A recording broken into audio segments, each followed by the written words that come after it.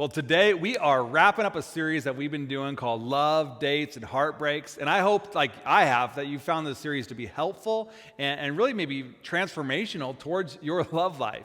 And to give you an idea, in case you're tuning in for the first time today, this series has been for anybody who is in love and wants to stay in love. Maybe you're hoping to fall in love one day, or you're dating, or you want to date, or maybe you found yourself, you were dating and now you're single and you want to get back into dating. Whatever it would be, this series is for anybody who's just hoping to have some level of a romantic love life or wants to make theirs better. This has been for you.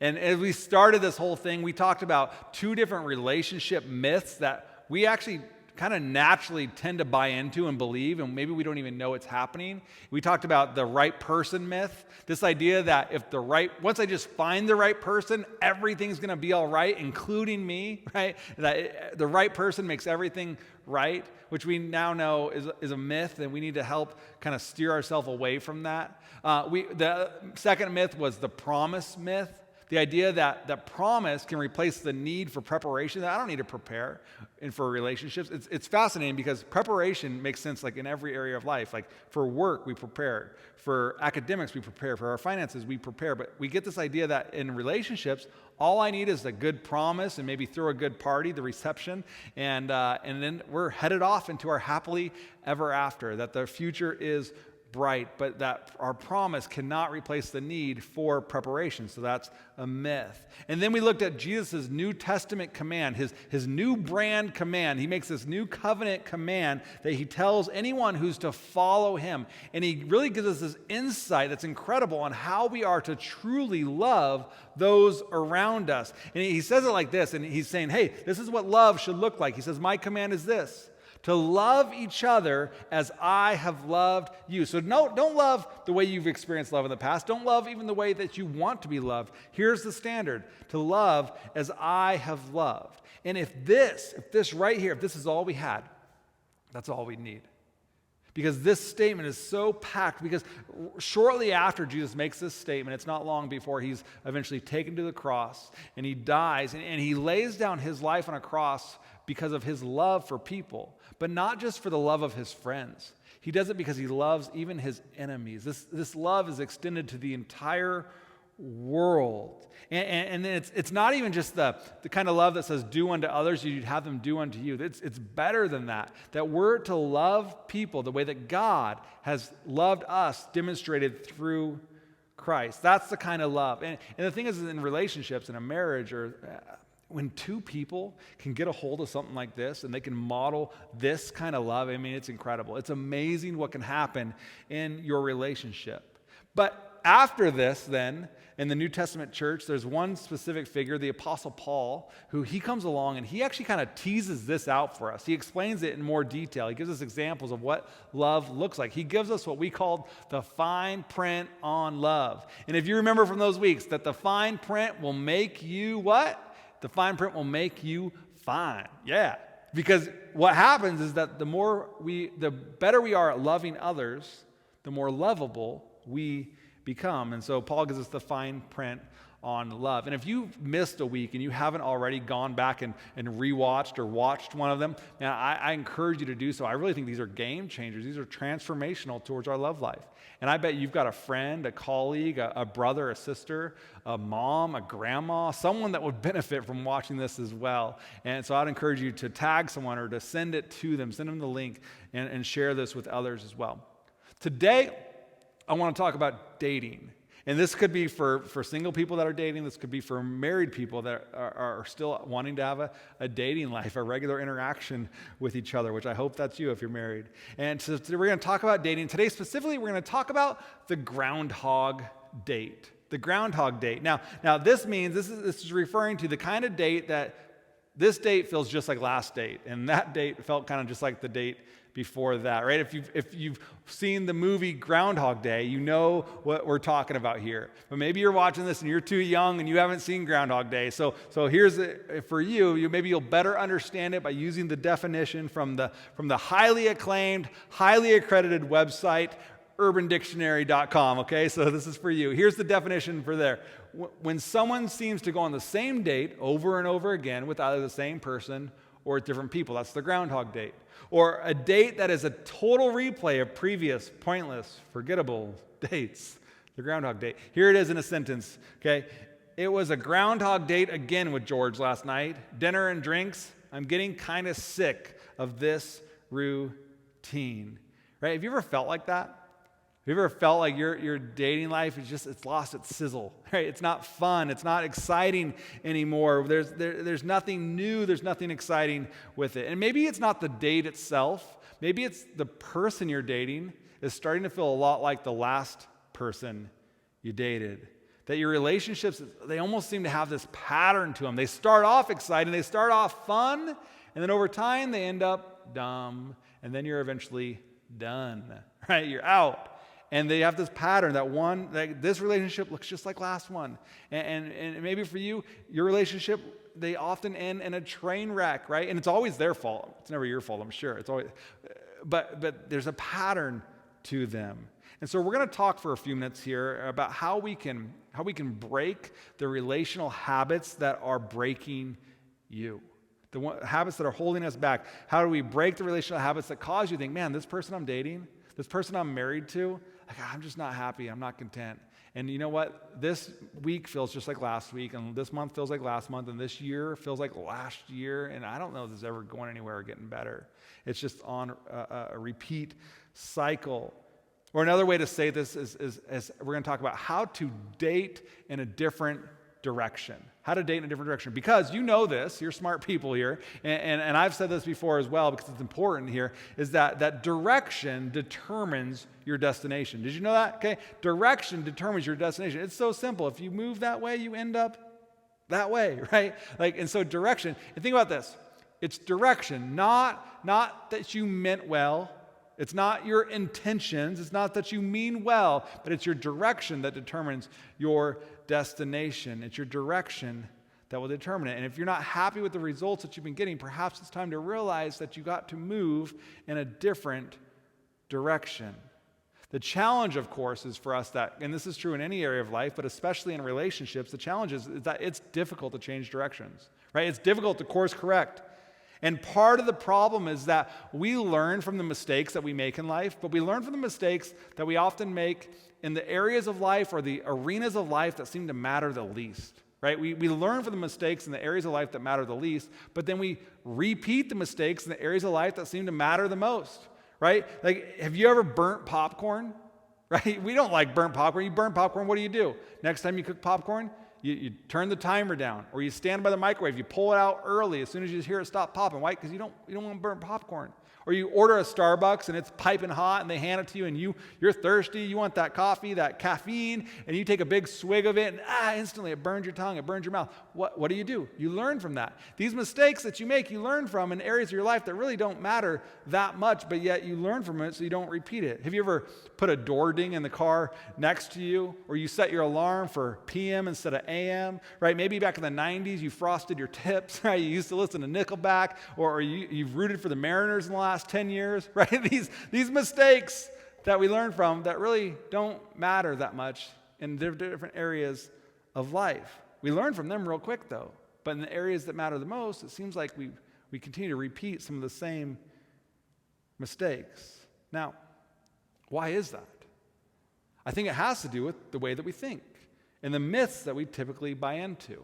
The things that are happening in the background of our brain. See, these myths that we believe sometimes, they create assumptions inside of us. And these assumptions, they go unexamined and they're not analyzed by us. We don't have some critical thinking about them. But these assumptions, they begin to inform the way that we think. Now, in the first week of the series, I gave you the 2 most common myths that we believe. But today, I want to give you 3 more myths that are driving the direction of our dating life. And you may not even know that they're there. Let's just see how this goes for you, okay? See what myths maybe you typically buy into. So here's number 1. Here's the first myth. It's the experience myth. The experience myth.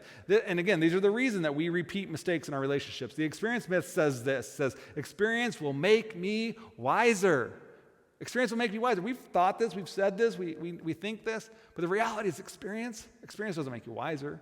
Experience makes you older, right? Experience makes you tired. Experience makes you poorer. It makes you madder. It makes you lonelier. But experience alone will not make you wiser. See, experience does not guarantee that the next time won't look like the last time.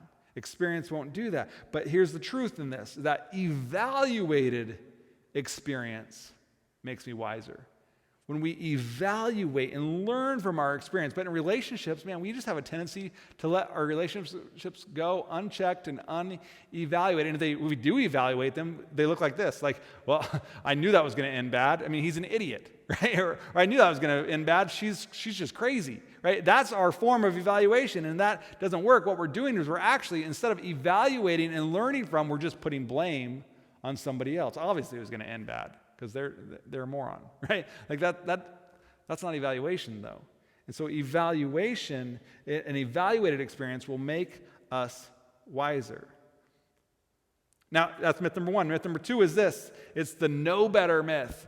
The know better myth says that since I know better, I'll do better, which is just not true.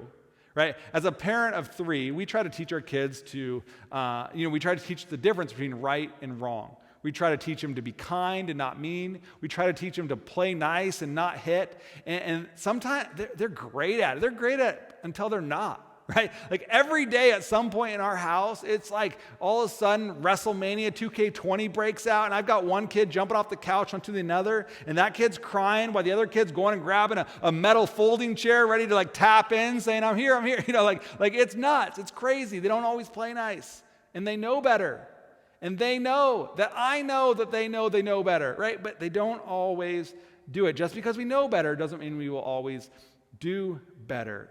And we often think that just because we know the difference of right and wrong, that we'll choose right. But it's just not true. And then when confronted with our bad decisions, how often do we do this? When confronted with our bad decisions, we say, I know. And since I know better, like, I don't even want to talk about it.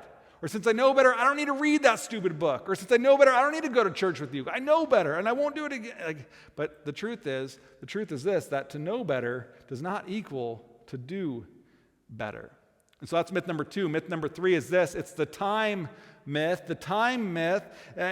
Now, if you're like 25, 26 years old, you know this because you're like ancient, man. You're old, right? Like the time myth says this, that time is against me. Have you ever found yourself thinking things or saying things like, man, everybody else my age, everybody else is getting engaged.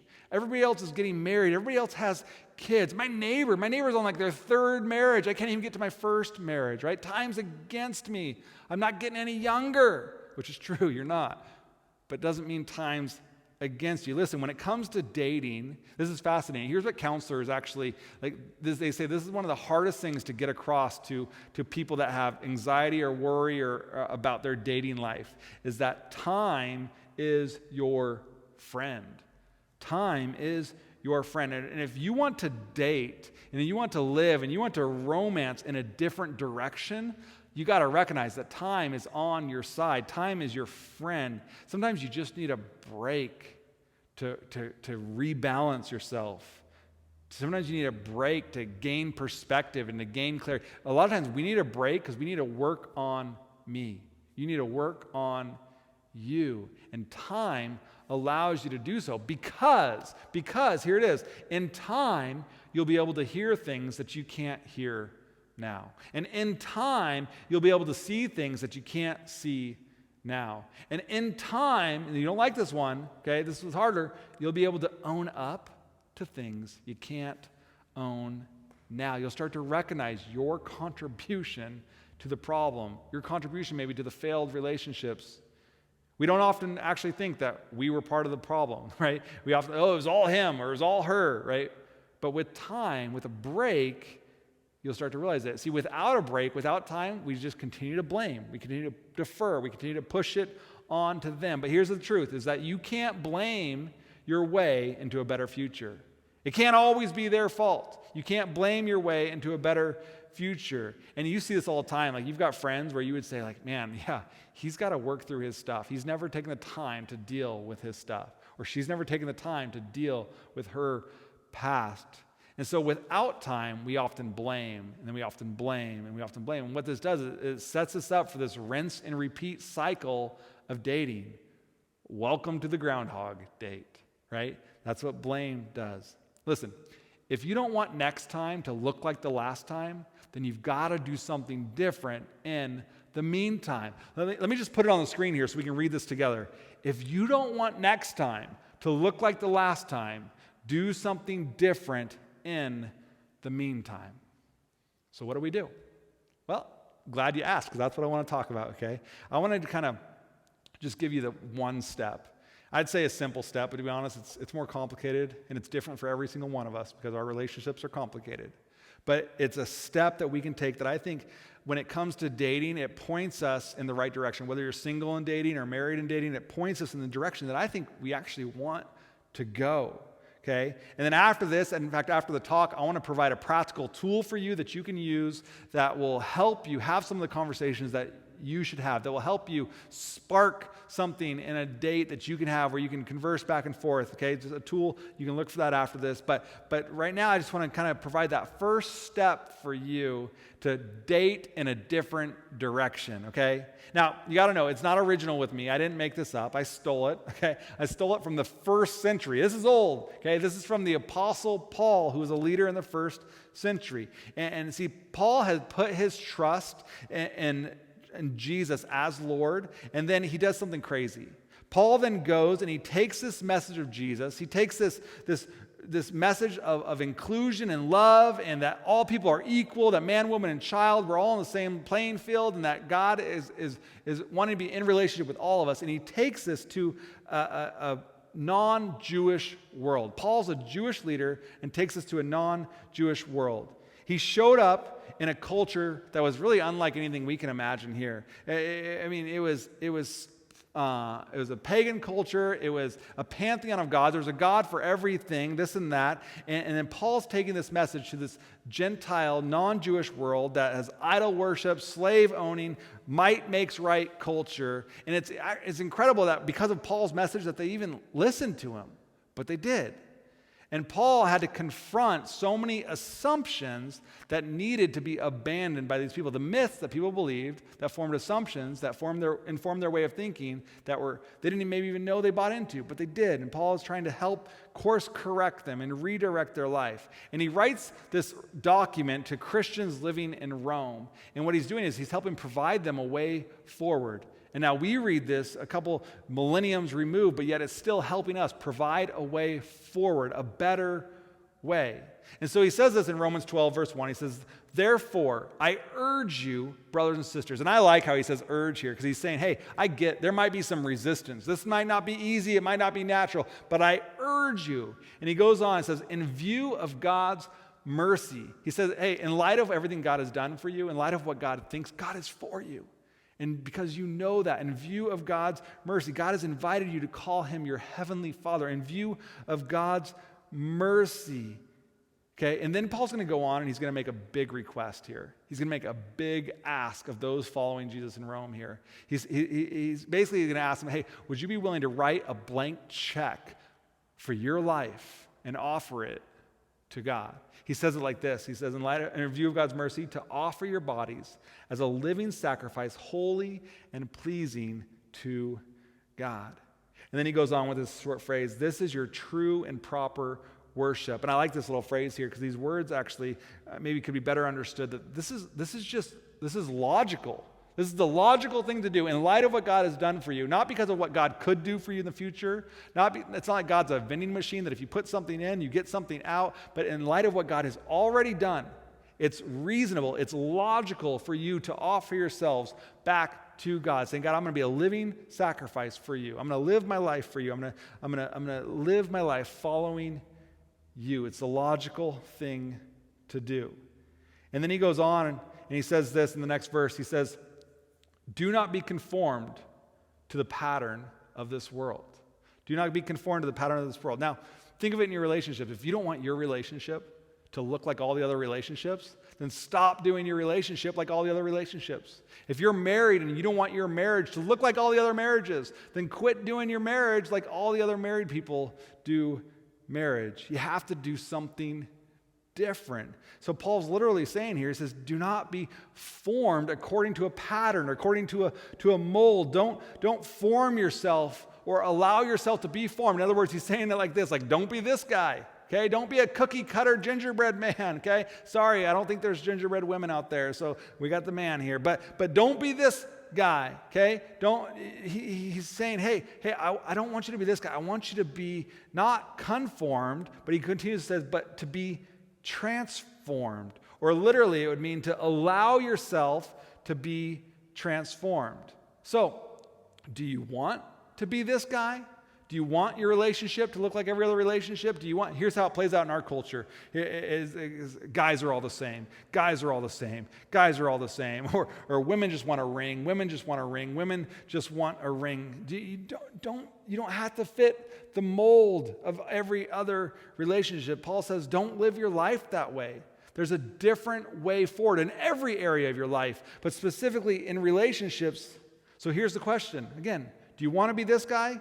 Or would you rather be this guy, right? Some Optimus Prime to be a transformer, okay? But here, this is easy. All you got to do is wake up in the morning and be swept away with the waves of culture, okay? This takes work. You have to be intentional. It takes effort to be transformed. And how do you be transformed? Where do you start? Paul talks about it in the next line of the verse. He says to be transformed by the renewing of your mind.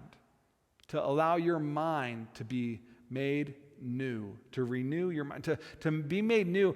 It's talking about to have a redoing of the sorts, to a reprogramming, and out with the old and an end with the new. It's like if you've ever maybe repainted a car. What do you have to do first? You got to sand down the old paint. You got to prep the surface. You got to take off the old to get ready for the new. And you know what happens if you don't? Over time, the paint peels. This is why people in relationships, they start over with good intentions. They start over with some good promises, but then over time, history repeats itself. And the promises, they don't stick. And the paint peeled off. And this time seems to be just like the last time. See, renewal, it takes time. Renewal takes time. Time is your friend. This is why the apostle is saying, hey, I urge you. In light of everything that God does, in light of knowing that God is for you, in light of knowing what God has done for you, would you be willing to evaluate? Would you be willing to train yourself to not just know what's right, but to do what's right? I urge you. Would you be willing to put in the time it takes to steer your life, the time it takes to steer your relationship, the time it takes to steer your marriage in a different direction? See, if you don't want next time to look like the last time, do something different in the meantime. Listen, this is powerful. Here's why this is powerful. Paul closes out his thought with this. He says, when you do all this, when you sacrifice yourself, surrender yourself, and offer yourself, it says, then you'll be able to test and approve what God's will is. And God's will is good and pleasing and perfect. If you don't want what you've always got, you got to do something different than what you did before. If you don't want to get what you've always got, then you got to look for a different direction to go in. Now, the truth is that you don't have to. You don't have to. It's up to you. But let me pray for you, because I think God would direct us to do it. God, in this moment now, as we've heard words from Scripture, from the Apostle Paul, as we've heard some thoughts from myself, God, I pray right now that we would have ears to hear from you, that you would be guiding and directing in our life, that you'd be pointing us in the direction that you want us to go. If we're single, that we'd learn the process of evaluation and the patience of time, that we'd take the time necessary to work on us and becoming the person that we're looking for is looking for. God, would you help us, those of us that are in a serious relationship or we're married, and maybe we felt like, man, this dating world, our relationship, it's lost its sizzle, it's lost its steam, and I don't know where it's going. God, would you help us to put in the effort to transform even our own minds that would then entail, over time, transform our relationship. God, would you give hope to those that are hurting? And God, provide wisdom for those that are searching. In Jesus' name, amen. Well, thanks for being with us again today online. I hope that you found today's talk helpful. And I know that right now it's a little bit confusing on what church is like or what it's supposed to be like or when does it go back to normal, all those things. And I want you to know that we're asking those same questions. And even today, we're meeting with our leadership team at the meeting place and trying to continue to develop a plan of some sort of return to normal or to a new normal. But we're just like you. We're waiting for information from the government, from the CDC. And so, but you can expect some information to be put out there this week about some sort of phased plan that we'll be doing as a church along with what our community is doing. So I'm looking forward to the next time that we get to be together and in person and give hugs or high fives or shakes, that's stupid, handshakes. We're just going to shake. That's dumb. But okay. Sorry. Here's today's, I told you I had a resource for you. I'm excited about this, okay? I'm still laughing about shakes. This is it's simple, okay? But it's 15 questions. Sorry, the camera guy's laughing really hard too about shakes. I'm going to get through this though. This is worth it. Okay. This is 15. We should probably just refilm, but we're not gonna. 15 questions that you can ask your spouse, your girlfriend, your boyfriend. If you're in a relationship, that's a great person to ask. And some of them are really easy. Some of them go a little bit deeper. Some may be more geared towards a marriage. Some may not. So you just have to kind of fill that out however you want to on your own. But I'll tell you what, this will help maybe point you in a new direction, help you together continue to discover things about each other. Like basically don't do the Groundhog Date. You probably haven't done something like this before where you intentionally ask each other some good questions. So what you can do to find this is going to be on Instagram and Facebook. There'll be some pictures with the questions on there, so it'll be on your phone. We're going to put it in your email too by the end of the day today, so you can utilize that today or this week in your relationships. If you're single, take this and ask a friend, get to know somebody else, have them ask you, and talk about what your future love life could look like or what it looks like to work on yourself now. So thanks for tuning in with us today. I look forward to being back with you whenever that is, but for now, continue seeing you on cyberspace or the internet, whatever you call this. And I love you guys, and we'll see you soon. Or we won't. We don't know. All right.